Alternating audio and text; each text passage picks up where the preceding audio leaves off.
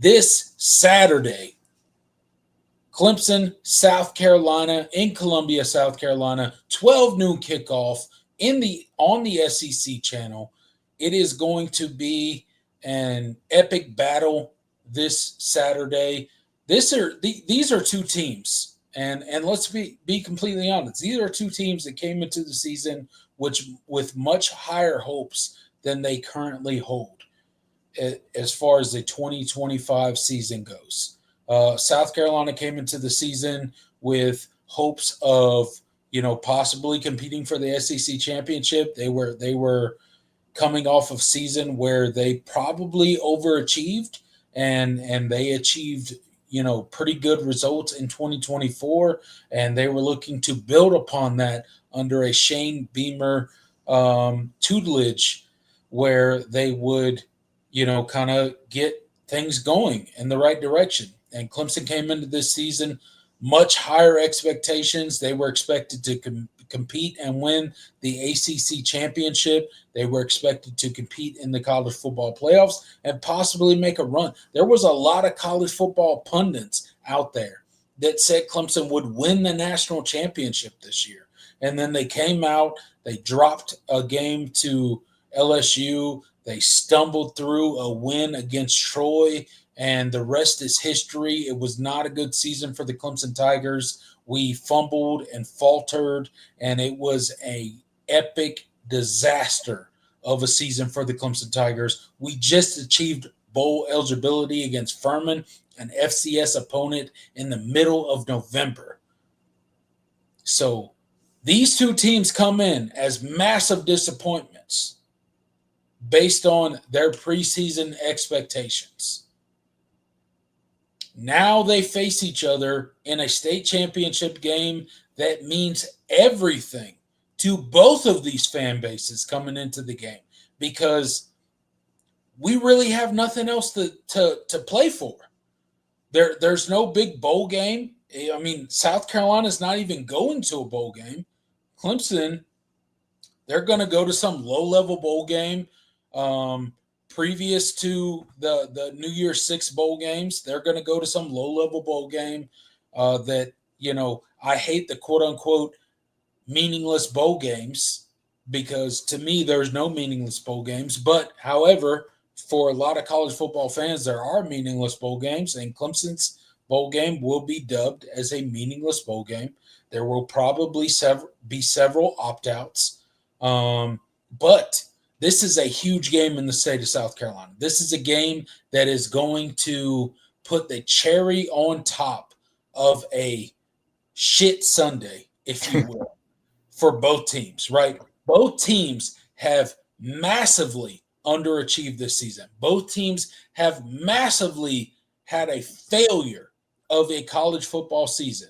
And this will be the cherry on top of a shit Sunday. And what team will achieve that cherry on top of this Sunday? What are your thoughts? Yeah, I mean, I think you set it up really well. I mean, these are two teams that have massively disappointed. Both teams were in the preseason top 15.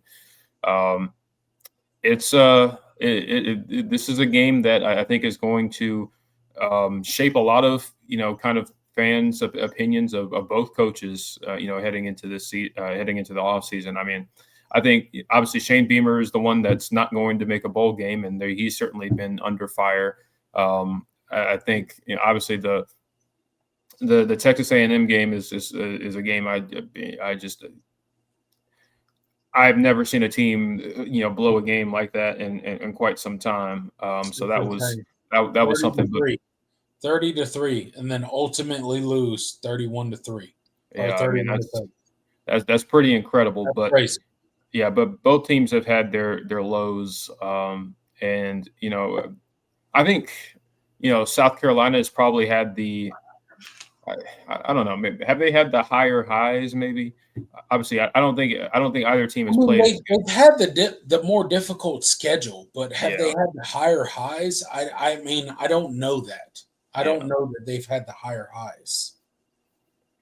I mean, it's kind of hard. I mean, it's kind of hard because I mean, neither team has has played particularly well. I mean, the first half of Texas A&M was probably the best either team has played all season between both of them. So maybe that's what you point to. But both of these squads are extremely flawed, and this is a game that I think for good reason is South Carolina is actually favorite. Clemson was the favorite last weekend, and then heading into the week the line flipped. I don't know what it's sitting at now. This is the first time Clemson has been an underdog to South Carolina in 12 years. So, it tells you a lot about kind of, how this season has gone for Clemson. But moreover, I think it also says a little bit about South Carolina that, they definitely are a bowl caliber football team that didn't make a bowl game. They probably are better than their record in terms of the talent they have on the roster, but like Clemson, severely underperformed. So I think this is a game where both teams are going to be. I definitely don't expect it to be a pretty football game because neither team has played football very pretty this season. Kind of diving into this South Carolina team in general. I mean, obviously, offensively led by Lenore Sellers, who we've already mentioned has not played his best football. Neither quarterback has. But that's another aspect of this game that both teams share. But he's still as athletic as ever. He's still as much of a threat and that you have to account for. He still has a cannon for an arm. He's still capable of making high-level NFL throws. I think this South Carolina offense goes as he goes because the thing that has hurt them the most this season has been pass protection. Lenore Sellers has been the most sacked quarterback in the Power Four this year. And it's not close. I mean, some of them have been. I think some of the games that I've watched, it felt like it was him holding the ball, holding onto the ball for too long. But there's a reason they fired their offensive line coach. I mean, Lonnie Teasley, mid-season, it just flat out wasn't good enough. They were breakdowns in pass protection, lots of penalties, lots of false start procedural penalties throughout the season have really, really hurt them. So, I think it was a kind of a thing where Shane Beamer was like, okay, I got to make a change now. And I think to his credit, I think they've played better since Sean Elliott, who was their tight ends coach, has taken on the offensive line duties like he did in his previous stint at South Carolina.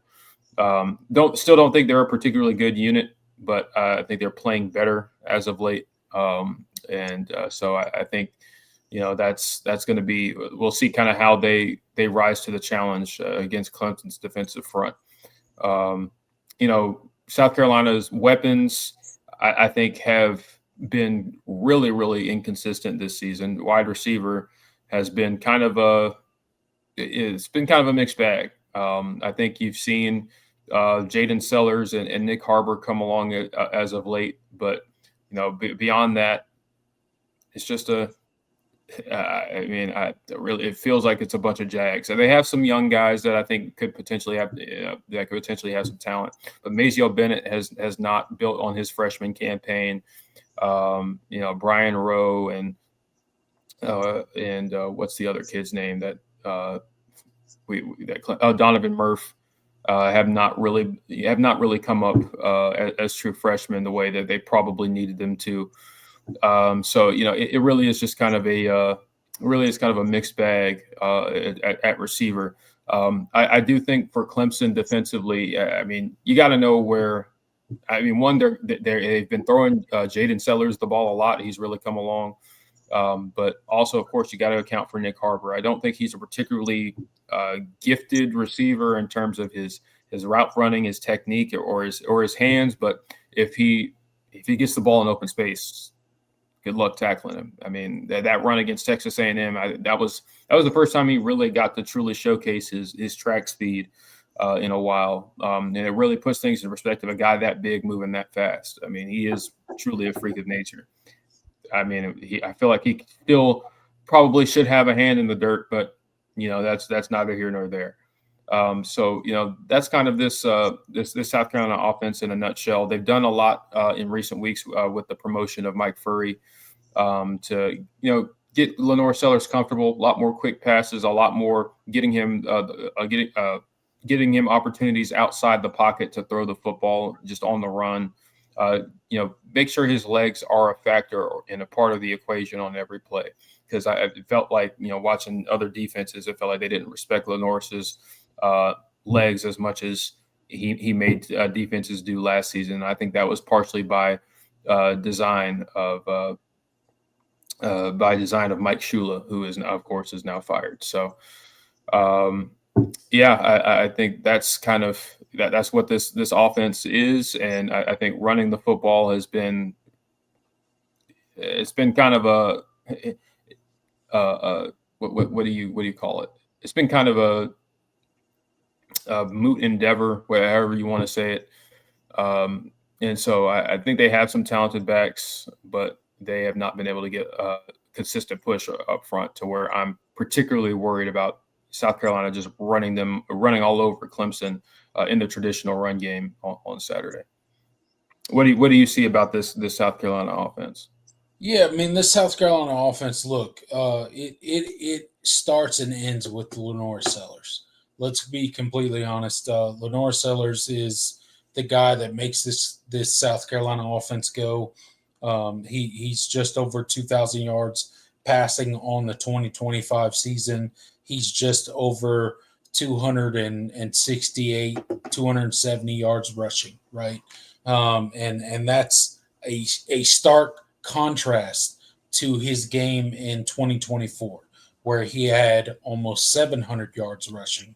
And it has not been a season where they have utilized his legs as much as they did in the 2024 season. I think part of that was the offensive coordinator. He has since been fired. The offensive line coach has since been fired. And this is a game where I'm worried, right, Jordan? Like if we're being completely honest, I'm worried. I'm worried about Lenore Sellers' legs. I'm worried about him going off against this Clemson defense when it comes to him creating when plays break down, like when not necessarily designed quarterback runs, but when the play breaks down and he has to scramble outside of the pocket and create. That's when Lenore Sellers becomes extremely dangerous as a quarterback. And this is a point where Clemson's defense has struggled so far this season. They struggled last season. This is the difference maker when we lost a season ago in Clemson Stadium, right? In Death Valley. We lost because of Lenore Sellers' legs, his ability to create plays when chaos ensues. And it's one of those things where is the defense going to be disciplined enough in their rush lanes? Are they going to keep him inside the pocket? Are they going to force him and squeeze him inside that pocket in order to make the proper plays in order to get the win on Saturday? That's the question. And it's a big question. And it's a question where I'm not comfortable with being 100% Clemson is going to keep him inside the pocket. They're going to confine him. They're going to squeeze him within the pocket. They're going to make him beat him with their arms. I don't know. I don't know if that's going to happen. I know Tom Allen got interviewed today, and he is well aware of what Lenore Sellers did to this defense last season. And I'm sure there's going to be a great plan. I'm sure Sammy Brown is going to be a big part of the spy of Lenore Sellers and tracking where he is going to go. That is going to be a big key in the Clemson defense when it comes to defending South Carolina and defending Lenore Sellers. You got to keep him within the pocket. You got to keep him contained. You got to stay within your rush lanes. And you got to dare South Carolina to beat you with Lenore Sellers' arms. That's what you have to do in this game if you're Clemson's defense. Are they capable of doing that? We're about to see. Yeah, we are about to see, and this is the time. While they haven't, they certainly throughout this point of the season have not used Lenore Sellers' legs as much as you thought they would. This is the perfect time to break it out. It Listen, is. if I'm South Carolina and I'm looking at how Clemson's defense played them last year, I'm certainly making sure Lenore's legs are effective. 100%. I mean, it, hey, much like with Louisville, you know, they did a lot of the same things they did in the previous matchup. South Clemson just played it a little bit better than they did last year. But they were like, okay, well, we're gonna cut block, we're gonna run a lot of wide zone, we're gonna give our running backs opportunities down to get downhill because we don't think they're going to be all that physical if we can get to the second level. Like those were the kind of things that they did last season that they were like, okay, well, why fix what ain't broke? So I think if I'm in South Carolina's position coach meeting or offensive meeting room and we're discussing the game plan, listen, I'm doing a lot of the same things, and a lot of it was also Lenore's creating when the play broke down, but they did a lot of QB power, QB counter in that game, especially in that fourth quarter when notoriously they took Sammy Brown off the field. I think that was one of the things that they did, and with Clemson's injury situation right now, I don't see why you wouldn't, especially now that one of your more athletic edge rushers is not going to be in the football game. So yeah, it's going to be a tough matchup. Simply because Lenore Sellers is still an extremely dangerous quarterback, and I think you got to hope that he's not on his game and he's not throwing the football well, because I think if that's the case and you make him pretty one dimensional, you have a shot. Because even last year you did, and you had a lot of missed opportunities on the other side of the football that contributed to giving South Carolina even the opportunity to go and win that game in the end. And so, yeah, absolutely. You got to win. You got to win the turnover battle. You got to keep Lenore Sellers in the pocket. You got to make him beat you with his arm. And he's averaging 2 yards a rush right now so far this season, and he's got similar passing yards to last season. He's got over 2,000 passing yards, over 2,500 for last season, and it's one of those things where you're going to have to contain him within the pocket. And can you do that as a defense? And turning over to Clemson's side of the football and talking about Clemson's offense, what does Clemson's offense, Jordan, look like against this South Carolina defense? What challenges is this South Carolina defense going to bring to this Clemson offense, particularly a senior quarterback in Caden Klubnik playing his last regular season game against the Gamecocks? He's trying to get a win. He's going to do his best. And what do you see as far as their limiting factors when it comes to stopping this Clemson offense? Yeah, when I look at the South Carolina defense, and I mentioned it earlier, I still think this is a pretty quality defense. All things considered, they're kind of hovering right around where Clemson is in terms of yards per play. I think they're a little bit behind, just a little bit over 5 yards per play allowed. They're not the defense they were last year. Not at all. That's been pretty apparent. Just not as special at linebacker and on the back end as they were last year. There's no freaks like. You're not. Dylan Stewart up front is a freak, but they don't have the same level of star power that they did last year with guys like Demetrius Knight and Nick Emenwari. Like those guys are gone. DQ Smith. Like it's not the same defense. I think they still have some quality players. They did a good job addressing some of their needs in the portal. Guys like Brandon Cisse, Gabe Brownlow Dindy.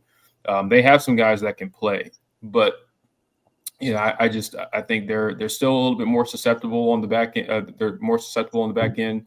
I think their defensive backs are pretty good in run support, so that's one thing I think Clemson is going to have to be able to do very well, and that includes the screen game, because South Carolina's DBs are physical. They will trigger, they will come downhill, and they will tackle. But I do think that could mean there are some opportunities to make plays downfield if you can hit them. And so I think that's kind of my thing. And the pass rush is still solid, but I don't think they're nearly as good as they were last year either. Dylan Stewart has kind of like TJ Parker has had a more of a quiet season in terms of statistical production. I still think he's been pretty good, but it just has not had the same level of production as he did as a freshman. But on the other end, I already mentioned they have Brian Thomas Jr., who is a really, really good defensive end in his own right. Up the middle, I mentioned Gabe Brownlow-Dindy, who has been their highest graded player per PFF on defense. And also Nick Barrett. Shout out to Nick Barrett. His dad is a family friend of mine, so wanted to give him a shout out. He's had a really good season in kind of his. I think he's a senior now. Kind of been in the program a while, and he's having his best year. He's got an 86.8 run defense grade per PFF. That is pretty damn good. So, yeah, I still think they're pretty solid on the defensive line. Not quite as disruptive, but they are still a very, very good unit. And at linebacker, they've had some guys that have started to step up in the recent weeks. I think Justin Okoronkwo has been quietly one of the better linebackers in recent weeks. He's kind of started to come along as the season goes on. So I think he's a guy that you'll see a lot more of on Saturday. And you want to limit his effectiveness as well. So I still think their best defensive back, Jalen Kilgore, he's pretty good, man. He's going to be a pretty high draft pick when he's eligible. I don't think he's eligible this year. I feel like he was a true freshman last year. He might be eligible. I have to check on that, but I think he's really, really good. But again, like I said, I think this South Carolina defense has some good pieces. They don't have the same level of star power that they did last year, and it showed statistically and just throughout the season. They're just not as special. So I do think Clemson will have plenty of opportunities to move the football. You just got to go score points.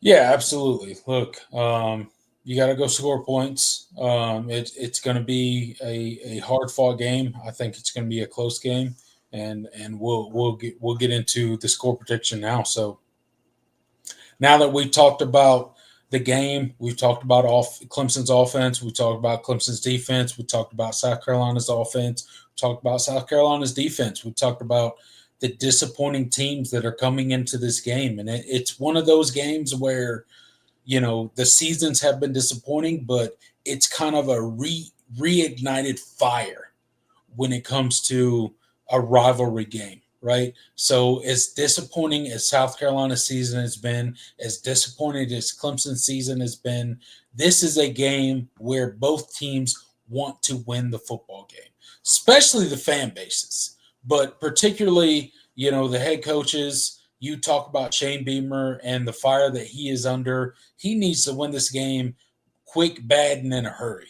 Dabo Swinney needs to win this game because, this season has gone about as bad as it possibly could. It's a disaster of a season.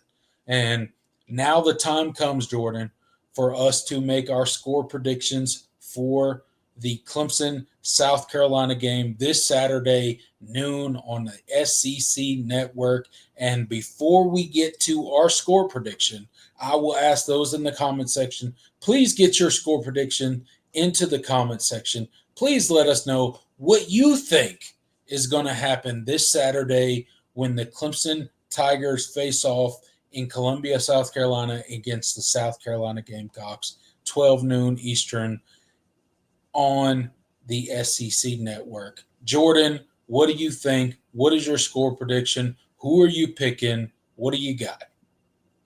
What do you got? And who's the score? Yeah, this is tough. I mean, I've gone back and forth with this game because I do think there are some matchups that scare me in this football game. I question Clemson's ability on the interior to uh, handle South Carolina. I think that's honestly scares me a little bit more than the edge pressure because you can manage. Yeah, you can manage edge pressure, but if you're losing up the middle, that's the death sentence for any play. Um, and I don't know, man. I think with Braden Jacobs being out, I do think there's been a significant less juice, um, in the middle. Obviously, either guy you plug in at left guard, whether it's here, well, you're going to see both of them. But when if you see Harris Sewell and Colin Sadler, I mean, those are guys that have played a good bit for you now. But I don't know, man. I question it. I question it. They're going to have to show me that they can run the ball between the Yeah. tackles. And I'm not sure they by the can. way, South Carolina's favored according to ESPN Bet Sportsbook by 2.5. Mm-hmm. The over under is 46.5.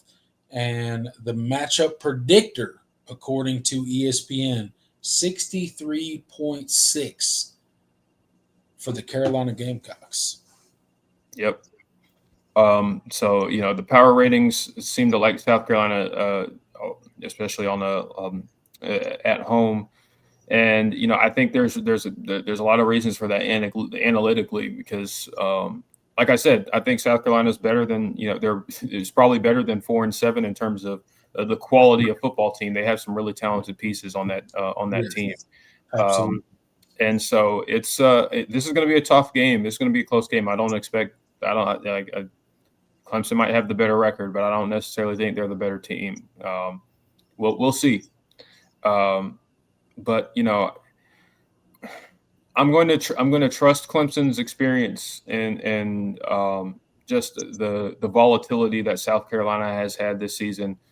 And just the recent history of Clemson just playing extremely well in Columbia for whatever reason. Obviously a lot of those games have been because Clemson was just flat out the better football team. But even a couple of years ago, in 2023 and 2021, when Clemson wasn't necessarily all that good, they still went in and played well enough to win. I'm going to take the Tigers. I woke up today thinking I was going to pick South Carolina, and I might feel differently, but I don't know. I woke up today and as the day went on, I have a strangely better feeling about it, and I think the team is going to show up on Saturday, and get you a nice close to an otherwise really really awful season. Final score, I don't expect it to be pretty all that high scoring. I'm going to take Clemson 24, South Carolina 21. Tight football game, could come down to a final kick, but I think Clemson wins out.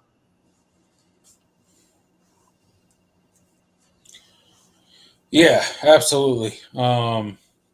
Look, I've gone back and forth this entire week.